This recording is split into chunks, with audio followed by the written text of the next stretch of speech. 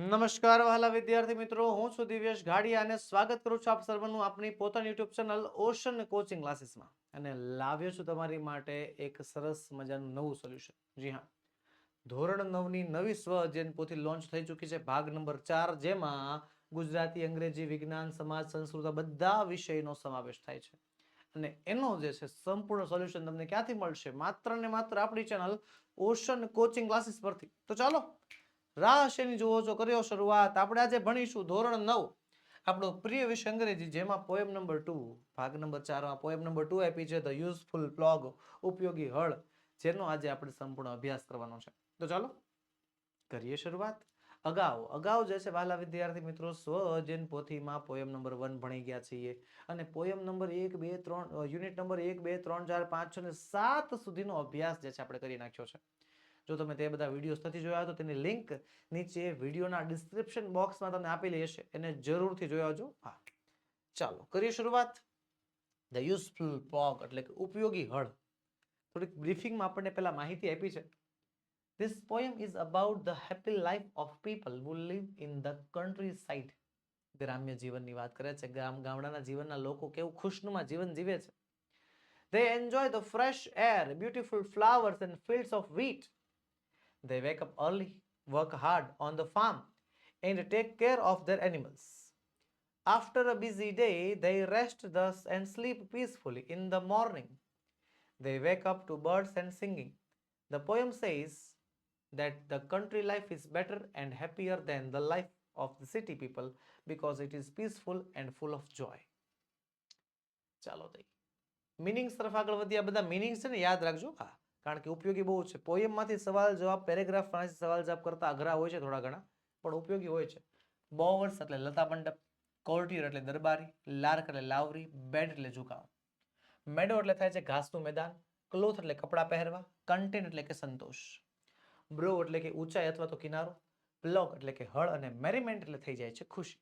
તો આ રીતે જે છે આપણને ઘણા બધા શબ્દોનો પણ અભ્યાસ અહીંયા કરવા મળે છે. આગળ વધીએની પહેલા વહાલા વિદ્યાર્થી મિત્રો, તમારા માટે ખાસ વાત એમ છે કે ધોરણ 3 થી 10 ની નવી સ્વ અધ્યયન પોથી લોન્ચ થઈ ચૂકી છે વર્ષ 2025-26 ની. એના બધાય ભાગ, બધાય વિષય, તમામે તમામ સબ્જેક્ટ, એક સવાલનું સોલ્યુશન તમારી માટે તૈયાર છે.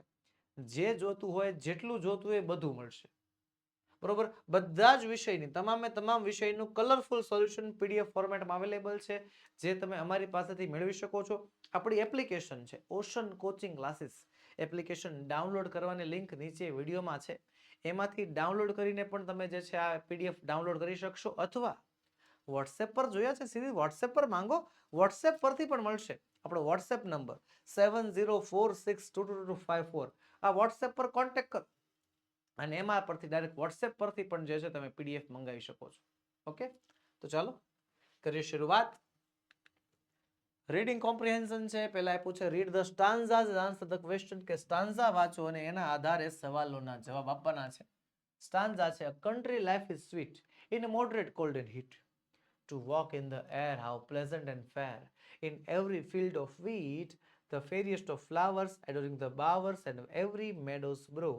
So that I say, no courtier may compare with them who clothe in grey and follow the useful plug. શું કહે છે કે ગ્રામ્ય જીવન બહુ જ સરળ છે. મધ્યમ ઠંડી, મધ્યમ ગરમી, હવામાં ચાલવું કેવું ખુશનુમા લાગે છે કે દરેકે દરેક ઘઉંના ખેતરમાં ચાલો, કેટલો ઠંડો ઠંડો પવન આવતો હોય. The fairest of flowers, the flowers કે જે ફૂલો હોય, જાણે કે આપણે નમન કરતા હોય એવું લાગે. એન્ડ એવરી મેડોઝ બ્રો, દરેક કિનારી જે છે. સો ધેટ આઈ સે, કે એટલે જ હું કહું છું, કોઈ પણ શહેરીની, કોર્ટિયર એટલે શહેરી, કોઈ પણ શહેરીની સરખામણી એની સાથે ન કરવી જોઈએ કે જે ક્લોથ ઇન ગ્રે, આ ગ્રે રંગના વસ્ત્રો પહેરતા હોય. ગ્રે રંગના વસ્ત્રો એટલે ખેડૂત હોય. અને ફોલો ધ યુઝફુલ પ્લોગ, આ ઉપયોગી હળનો જે છે એને અનુસરતા હોય. સવાલ છે પહેલો, how does poet describe the country life.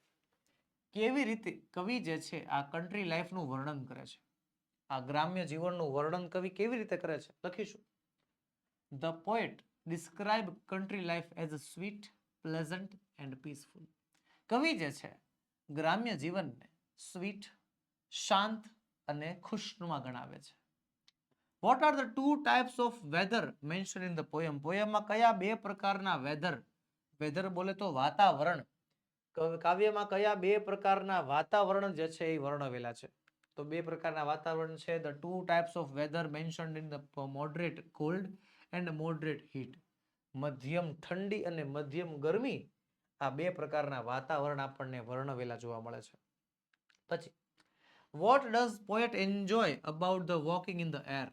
કવિને આ એરમાં ચાલવામાં શું આનંદ આવે છે? તો the poet enjoys that walking in the air is pleasant and fair. કવિ એવું કહે છે કે આ જે ખુશનુમા હવામાં ચાલવું એ બહુ જ આનંદદાયી છે, બહુ જ ઉપયોગી છે. પછી what is found in the every field mentioned in the poem? What is found, શું જોવા મળે છે? એવરી ફિલ્ડ, દરેક ખેતરમાં. દરેક ખેતરમાં શું જોવા મળે છે? શું જોવા મળે છે? વીટ, ઘઉં. Wheat is found in every field. બરોબર, વીટ, ઘઉં જોવા મળે છે. પાંચમું છે what is described as the fairest of flowers? આ ફેરિયેસ્ટ ઓફ ફ્લાવર્સ નું શું વર્ણન છે? તો ભાઈ the flowers adoring the bowers are described as the fairest of flowers. ચાલો આગળ છે which two words rhyming the bowers and brow? Bowers અને બ્રો માટે કયા કયા શબ્દો રાઇમિંગ વર્ડ છે? બાવર્સ માટે થઈ જશે ફ્લાવર અને બ્રો માટે થઈ જશે પ્લાવ. ઓકે, ચાલો લખાઈ ગયો. ચલો વધીએ આગળ.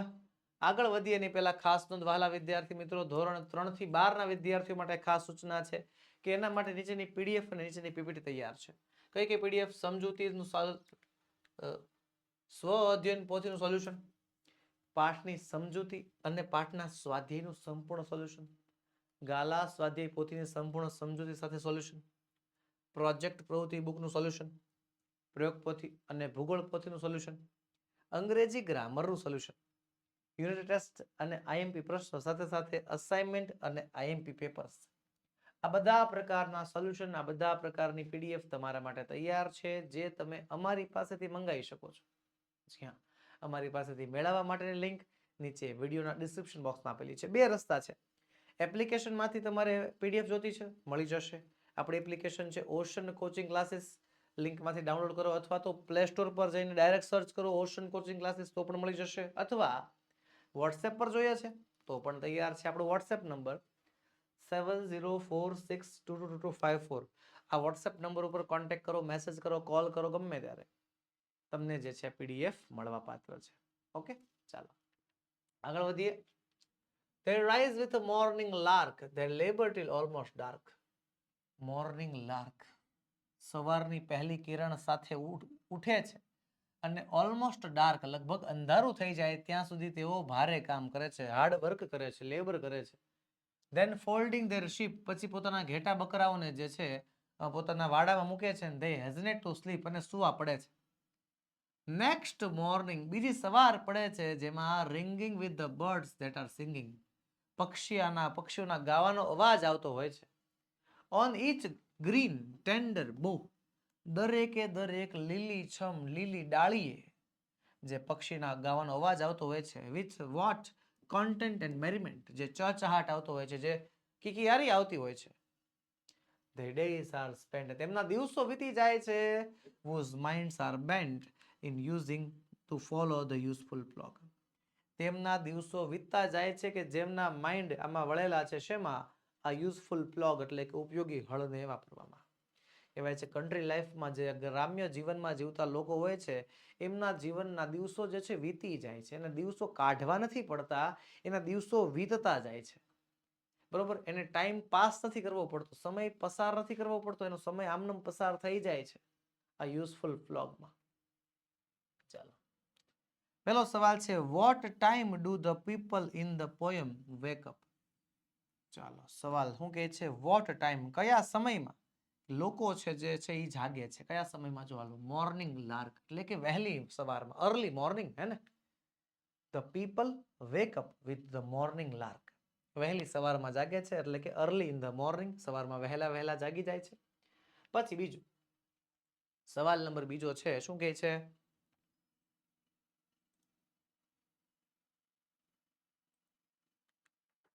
કે how long do the people work in the fields? How long એટલે કે કેટલા સમય સુધી જે લોકો જે છે ખેતરમાં કામ કરે, કેટલા સમય સુધી?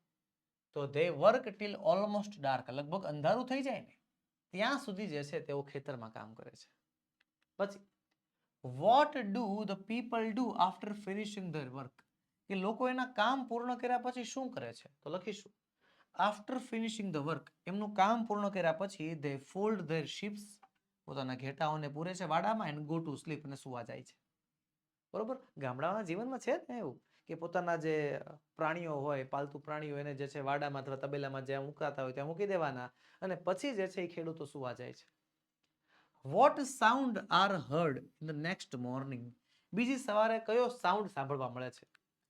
તો the next morning the sound of bird singing is heard, પક્ષીઓના ગાવાનો અવાજ જે છે એ સંભળાય છે. How are the days of the people described, કે જે લોકોના દિવસો છે કેવી રીતે વર્ણવેલા છે?